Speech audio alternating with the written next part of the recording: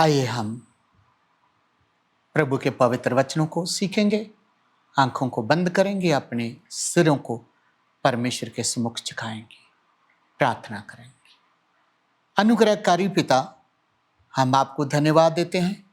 एक बार और आपके वचनों को सीखने के लिए आपने हमें अवसर दिया। आप अपने वचनों के द्वारा हम एक एक से बात करें। आपसे विनती करते हैं, उद्धारकर्ता प्रभु यीशु का मधुर नाम लेकर आपसे मांगते हैं, आमीन। तो हमने चौथी क्लास यहाँ पर छोड़ी थी और जो वचन पढ़ करके हमने शुरू की थी, उन्हीं वचनों से हम और आगे सीखेंगे। और आप इसी प्रकार से और प्रभु का वचन सीखना चाहते हैं, आप हमारे इस चैनल अनंत वचन इसके साथ आप जुड़ सकते हैं। आइए हम प्रभु के वचनों को पढ़ेंगे। भजन 90 उसका 12 वचन। हमको अपने दिन गिनने की समझ दे कि हम बुद्धिमान हो जाएं। तो हमने पिछली क्लास में सीखा था कि हमारे दिन एक गिने हुए समय के दिन हैं, गिनती के दिन हैं। औसतन हमारी उम्र आजकल कितनी है, ये सब बातें हमने पहले सीखी है। लेकिन हमने ये भी सीखा था बुद्धिमान क्यों होना है, क्योंकि समय खत्म हो रहा है, कब्र पास आ रही है, हम चले जाएंगे। हमारे दादा, हमारे पिताजी और वो सब गए, हम भी जाएंगे। इसलिए बुद्धिमान हो जाए। आपके काम स्वर्ग में आपके साथ जाने हैं। एक विश्वासी की मेहनत विश्वासी के साथ जानी है। आत्मिक क्षेत्र में उसको मेहनत करनी है। हम लोभ में आकर धन संपत्ति के पीछे संसार में ना फंस जाए।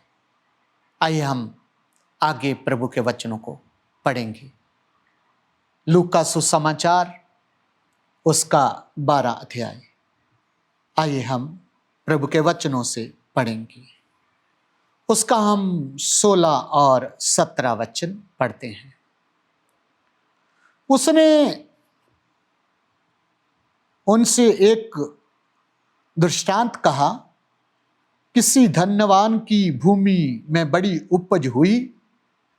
तब वह अपने मन में विचार करने लगा, मैं क्या करूं, क्योंकि मेरे यहाँ जगह नहीं जहां अपनी उपज इत्यादि रखूं। तो आप इस धनवान व्यक्ति को देखें, उसकी जो भूमि है उसकी फसल बहुत होगी है, बहुत ज्यादा अन्न है। तो जब इतना बढ़ गया है तो उसने एकदम से क्या कहा है, मैं क्या करूं अब। आप सोचें, धन संपत्ति ने उसकी चिंता को बढ़ा दिया। जब उसकी धन संपत्ति बढ़ रही है तो साथ में उसके अंदर एक बड़ी चिंता आ गई है, मैं क्या करूं, मैं क्या करूं। आप याद रखें, इसकी पहले की जो सुख शांति थी वो भी इसके अंदर से चलेगी है। मन में बहुत चिंता आ रही है, अब बहुत ऐसे धन है, संपत्ति है, इसको मैं कहां रखूं। आपको पता होना चाहिए, इस धनवान व्यक्ति की जो शांति है वो खो चुकी है। ये झुग्गी में पड़े हुए एक भिखारी से भी ज्यादा परेशान है। इसको चिंता आ रही है। झुग्गी में पड़ा हुआ भिखारी, उसको तो केवल यह रोटी की चिंता हो सकती कि आज मुझे कहीं से भीख मांगना है, खाना है बस, और फिर सोना है। लेकिन इस बड़े भिखारी को, जिसके पास बहुत ज्यादा है, इसकी तो नींद उड़ चुकी है। अब मैं क्या करूं, कहां रखूं। आपको पता होना चाहिए, संपत्ति वाले लोगों को रात को नींद नहीं आती। चिंता में रहते हैं, परेशान रहते हैं। सबसे बड़ी बड़ी बीमारियां संपत्ति वाले लोगों को होती हैं। झुग्गी झोंपड़ी में जो भिखारी होती है उनको वो बीमारियां नहीं होती। तो हमारी सोच, हम क्या सोचते हैं? हमारी सोच है हम अमीर हो जाएंगे और हमारी सारी चिंता बोझ क्या हो जाएगी, खत्म हो जाएगी।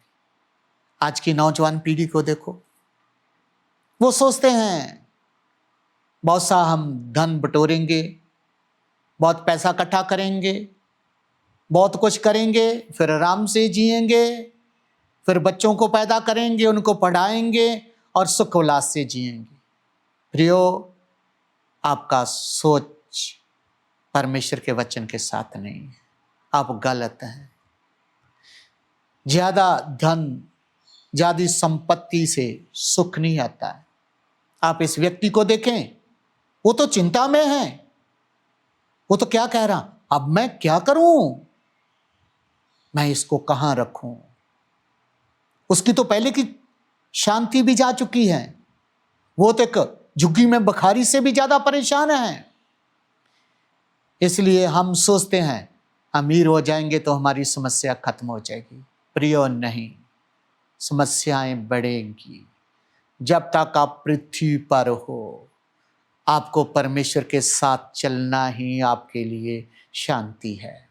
आपको अपने परमेश्वर पर भरोसा रखना ही आपके लिए शांति है। आपको विश्वास से जीना ही आपके लिए शांति है। अब हम लूका सुसमाचार 12 का 16-17 के बाद हम 18 वचन भी पढ़ते हैं। और उसने कहा, मैं यह करूंगा, मैं अपनी बखारियां तोड़कर उनसे बड़ी बनाऊंगा और वहां अपना सब अन्न और संपत्ति रखूंगा।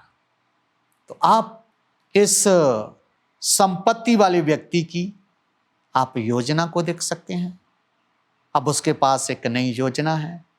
पहले की बखारियों को तोड़ना है, बड़ी बनाना है, बड़े स्टोर बनाना है, बड़े भंडार बनाना है। और ये कर भी सकता है क्योंकि इसके पास संपत्ति है, रिसोर्स है, इसके पास वो है, कर सकता है। ऐसी बात नहीं कि ये नहीं कर सकता है, योजनाएं बना सकता है और उसमें कुछ सफल भी हो सकता है। योजनाएं बनाई जा सकती है। लेकिन 19 वचन क्या कहता है? लूका सुसमाचार 12 अध्याय उसका 19 वचन। और अपने प्राण से कहूंगा कि प्राण, तेरे पास बहुत वर्षों के लिए बहुत संपत्ति रखी है, चैन कर, खा पी, सुख से रह। आप सोचें, संसार में जीने की कितनी लंबी सोच है। इसको तो लग रहा है कहीं मैं इस दुनिया को छोड़कर जाऊंगा ही नहीं। हम भी तो ऐसा सोचते हैं, ये तो मेरा घर है, मैं तो इसी में रहूंगा, मैं तो जाऊंगा ही नहीं। हम अपने सुख के साधन इकट्ठा करते हैं। याद रखें, अब ये क्या सोच रहा बंदा?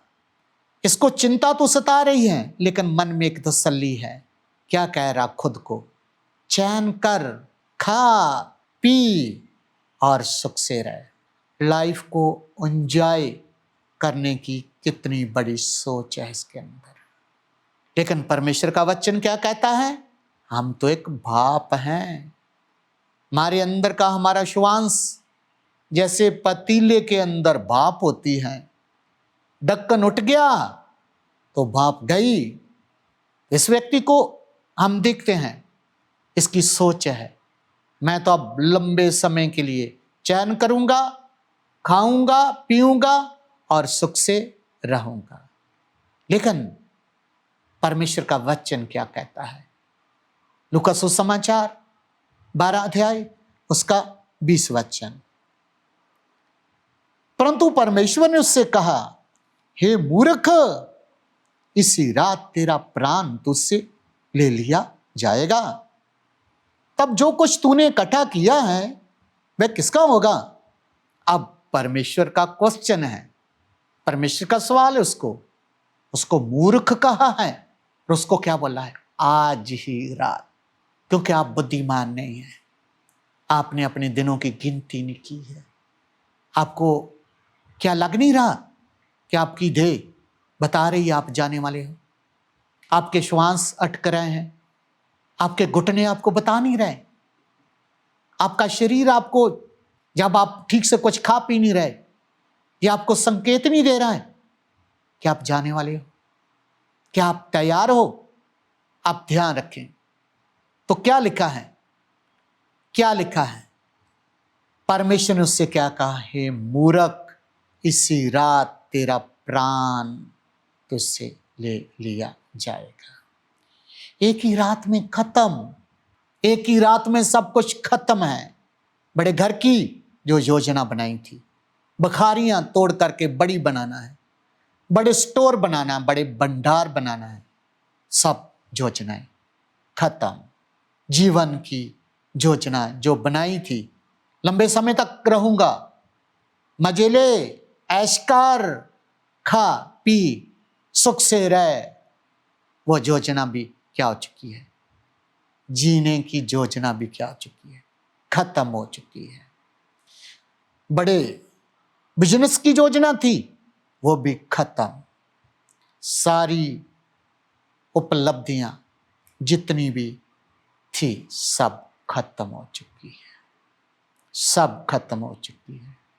प्यारे, हम परदेशी हैं और प्रभु के वचन में लिखा है, हमारा यहाँ कोई ठिकाना नहीं, हमारा कोई ठिकाना नहीं है। हम तो अपना ठिकाना बना करके बैठे हैं, हमारा कोई ठिकाना नहीं। हम परदेशी हैं, हम यात्री हैं, हम चले जाएंगे, अपनों को छोड़कर चले जाएंगे। परमेश्वर के पवित्र वचन में लिखा है, हम उस पानी के समान हैं जो एक बार जमीन पर गिर गया, फिर बाद में उसको बर्तन में नहीं डाला जा सकता, नहीं डाला जा सकता।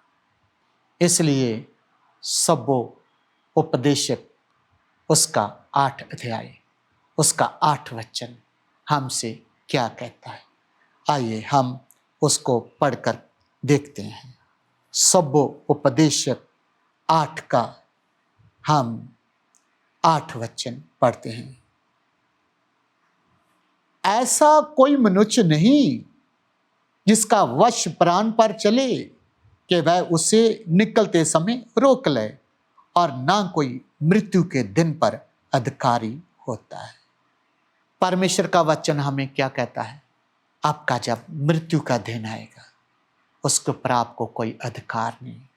आपको दुनिया के ऊपर अधिकार हो सकता है, आपको लोगों के ऊपर अधिकार हो सकता है, लेकिन आपके उस दिन के ऊपर आपको अधिकार नहीं है। आपको जाना है, आपको ले जाएगा, मौत का दूत आएगा और आपके शरीर से आपके आत्मा प्राण को ले जाएगा।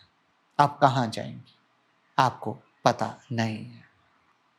अब मैं एक आपको सच में हुई घटना बता रहा हूँ। हमारे इस शहर में जिधर हम रहते थे, एक बहुत रिच मैन था, बहुत अमीर व्यक्ति था। हम जब अपना घर बना रहे थे, हमारे पास कोई बहुत बड़ा घर नहीं है, ठीक ठाक है, हमारे जीने रहने के लिए अच्छा है, प्रभु का धन्यवाद है। जब हम इसको बना रहे थे तो हम एक बड़े अमीर आदमी से, जिसका बहुत बड़ा स्टोर था, उसके पास जाते थे। और उसने तो बेसमेंट से लेकर के ऊपर तक बहुत बड़ा उसने स्टोर बनाया था। और उसके 2 बच्चे थे, एक बेटी थी, एक बेटा था। और बेटा तो चाइना में बिजनेस कर रहा था, बेटी कहीं अमेरिका कनाडा में अपना बिजनेस कर रही थी। और ये दोनों पति पत्नी हैं, लगभग 50 या 55 की उनकी आयु होगी।